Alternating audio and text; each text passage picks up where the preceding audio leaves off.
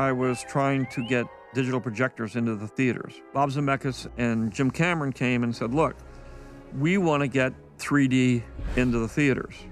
And now that you've got digital theaters, we can actually do that. Would you join us in showing the theater owners that you can do 3D? And I said, well, that'd be good, because in order to do 3D, you have to have digital theaters. So it would promote my idea of digital theaters.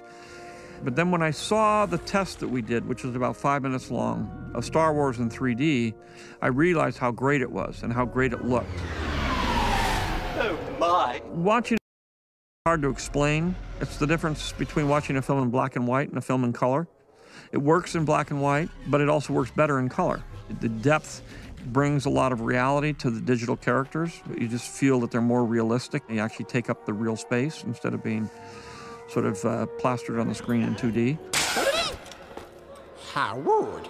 Also, in terms of depth and telling the story, there's a lot of issues where things are going on in the background that are very important, and you notice them more in 3D than you do in 2D.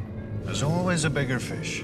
I believe very strongly with 3D that I don't like the gimmick part of it. I don't like things coming out into the audience. I like everything to be behind the proscenium. I think that's where the real advantage of 3D is. It just makes a much better experience out of it.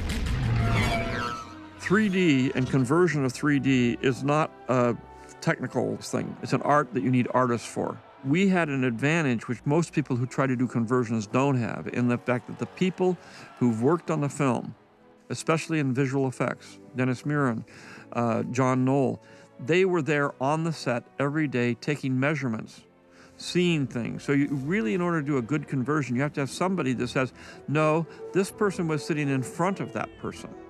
That person was sitting way back in the background.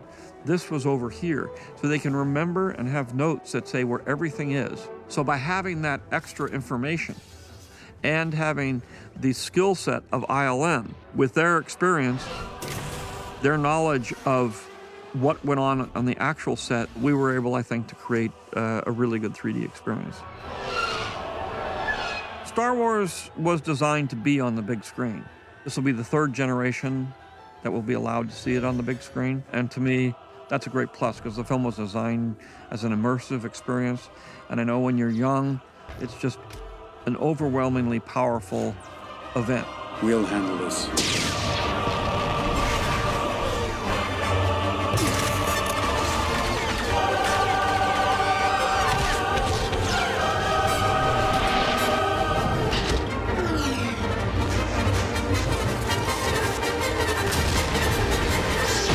Star Wars Episode 1, The Phantom Menace 3D, only on the big screen.